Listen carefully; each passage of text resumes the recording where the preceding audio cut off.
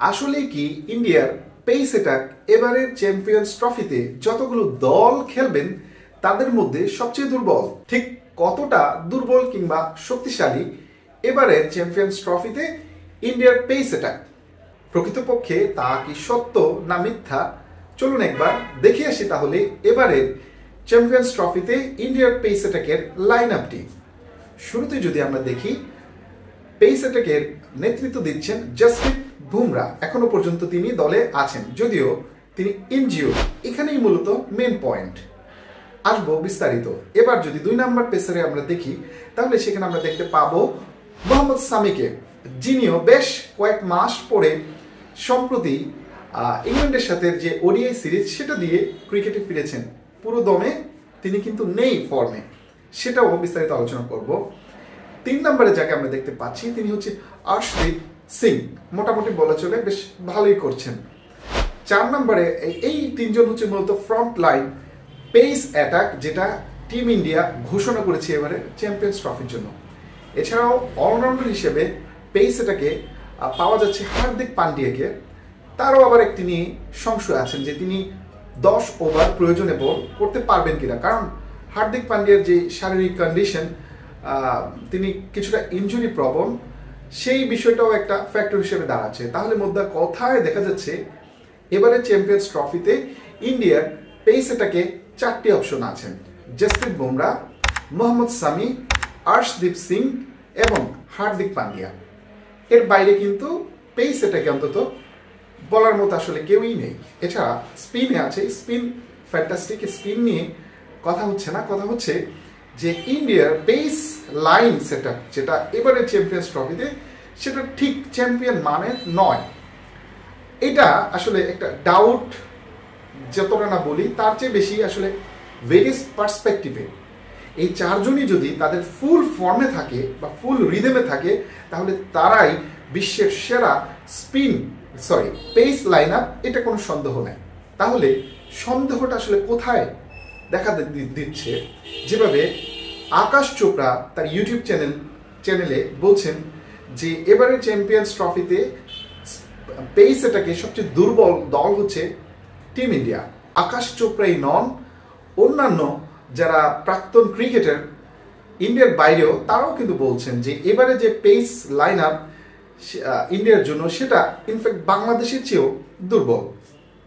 তার পিছনে অবশ্য যথেষ্ট কারণ রয়েছে। কারণ জসপ্রীত বুমরা, যিনি মূল অ্যাটাকার ইন্ডিয়ার জন্য, তিনি কিন্তু আসলে ইনজিওর্ড হওয়ার কারণে তিনি এবারের এই যে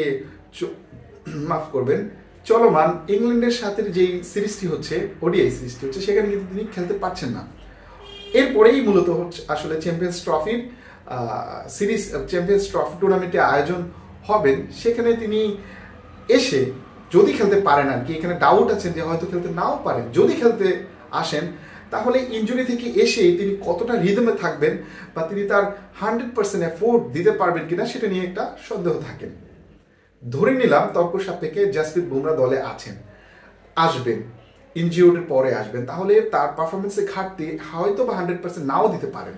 তবে যেহেতু জসপ্রীত বুমরারা চ্যাম্পিয়ন্স বলার, তাদের আসলে ম্যাচে কামব্যাক করার জন্য, টুর্নামেন্টে কামব্যাক করার জন্য যে কোনো 2টি ওভারই যথেষ্ট। এই 2টি ওভার যদি তারা ভালোভাবে করতে পারে, তাহলেই তারা ফুল রিদমে চলে আসতে পারেন যে কোনো সময়।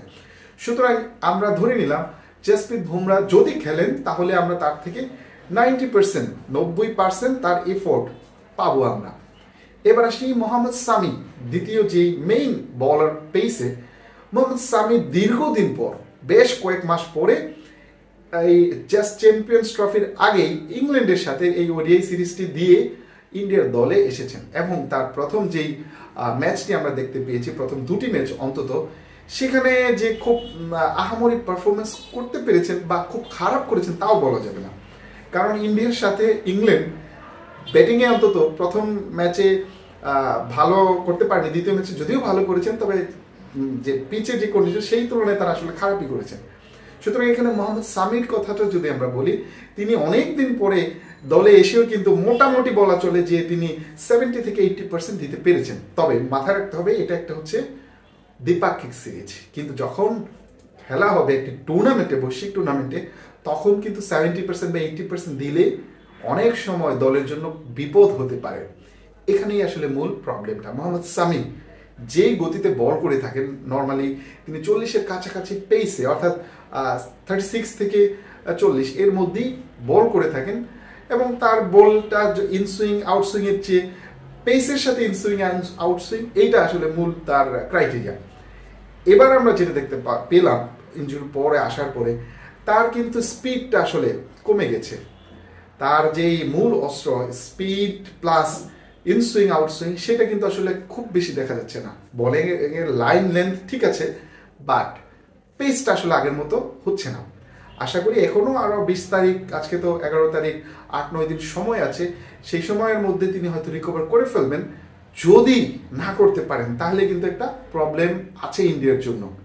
এক্ষেত্রে মোহাম্মদ সামি যদি পুরো রিদেমে না থাকে, তাহলে ইন্ডিয়ার পেস লাইন আপ বা পেসের যেই ভান্ডার, সেখানে কিছুটা ঘাটতি লক্ষ্য করা যাবে, এটা মেনে নিতে হবে। 3 নম্বরে যদি আমরা বলি, সেটা আর্শদীপ সিং, তাকে নিয়ে সন্দেহ নাই, খুব ফর্মে আছেন, ভালোই বল করছেন, এবং এটা যদি ধরে রাখতে পারেন তাহলে আশা করি ইন্ডিয়ার জন্য তিনি ব্যাকআপ হিসেবে, বা বুমরা বা মোহাম্মদ সামি যদি ফুল ফর্মে না থাকতে পারেন, ব্যাকআপ হিসেবে সাপোর্ট দিতে পারবেন। 4 নম্বর যেটা আছেন সেটা হচ্ছে হার্দিক পান্ডিয়া। হার্দিক পান্ডিয়া একটু প্রবলেম আছেন, তিনি স্টামিনাতে একটু প্রবলেম, অর্থাৎ যেদিন ব্যাটিং একটু বেশি করে ফেলেন সেদিন বলটা করতে তার খুব কষ্ট হয়। 10 ওভার তো বল করতেই পারে না, 5-6 ওভার করতেই হাঁপিয়ে যায়। আবার উল্টো দেখা গেছে, তাকে দিয়ে যদি প্রথমে বেশি বল করানো হয়ে থাকে, অর্থাৎ 8-9 ওভার করানো হয়ে থাকে, তাহলে ব্যাটিংয়ে যেয়ে তার এটা ইম্প্যাক্ট পড়ে, নেগেটিভ ইম্প্যাক্ট।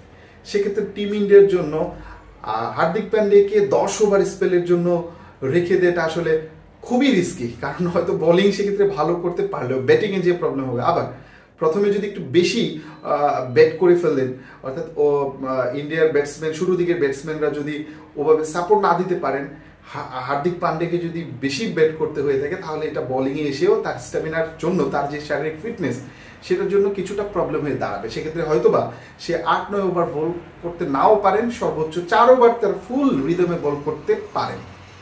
এই 4টা বোলারের জন্যই মূলত টিম ইন্ডিয়া স্পিন যে পেস যে অ্যাটাক, সে অ্যাটাকটা কীরকম হবে সেটা নিয়েই আলোচনা হচ্ছে।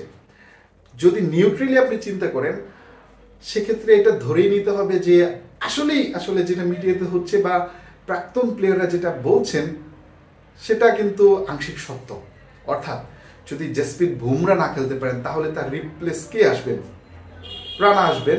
সেক্ষেত্রে তিনি কতটা করতে পারবেন? কারণ তিনি, তার অভিজ্ঞতার কিন্তু একটু ঘাটতি আছেন। তিনি তো আর বুমরার যে এক্সপিরিয়েন্স, সেটার রিপ্লেসমেন্ট হতে পারবেন না। সেক্ষেত্রে কিন্তু বেশ ভালোই বিপাকে পড়ে যাবে টিম ইন্ডিয়া। যতই ভালো ব্যাটিং লাইন আপ থাকুক, আপনার প্রতিটা ম্যাচেই কিন্তু আপনার ব্যাটসম্যানরা রান দেবে না, বা আপনার ব্যাটসম্যানরা রান করলো 350 বা 320। বর্তমান যে মডার্ন ক্রিকেট, সেখানে কিন্তু বোলাররা যদি খুব ভালো না করেন, এই 320 থেকে 30 এগুলো ডিফেন্ড করা খুবই টাফ। সেক্ষেত্রে আপনার মূল অস্ত্র ব্যাটার তো আছেই, সেক্ষেত্রে যদি মানে পেস অ্যাটাক বিশেষ করে ভালো সাপোর্ট না দিতে পারে, এবং সেই একই ম্যাচে যদি স্পিনারও সাপোর্ট দিতে না পারে, তাহলে কিন্তু হার নিশ্চিত। এটা নিয়েই থাকতে হবে। তো যাই হোক, টিম ইন্ডিয়া অনেক বড় দল, তারা আরও বেশি, তাদের যে সাপোর্ট কোচ অ্যানালিস্ট, তারা আরও বেশি এটা নিয়ে অবজার্ভ করবেন আমাদের চেয়ে বেশি। সেক্ষেত্রে হয়তো তারাও এটা ভাবছেন যে আসলে কি তারা এবারে চ্যাম্পিয়ন্স ট্রফিতে সবচেয়ে দুর্বল পেস অ্যাটাক নিয়ে যাচ্ছেন, তাহলে তো তাদের চ্যাম্পিয়ন হওয়ার ক্ষেত্রে একটু সমস্যা না, মানে তারা চ্যাম্পিয়ন হওয়ার রেসে কিছুটা অন্তত পিছিয়ে থাকবেন। আশা করি জসপ্রীত বুমরা, মোহাম্মদ সামি দুজনেই ফুল রিদমে থাকবেন চ্যাম্পিয়ন্স ট্রফিতে। প্রয়োজন হলে তাদেরকে এই যে আর 8-9 দিন আছে, সেই 8-9 দিনে বেশি বেশি ট্রেন আপ করে কিভাবে নিজেকে আরো ফিট রাখা যায়, সেই ব্যবস্থা অন্তত করবেন।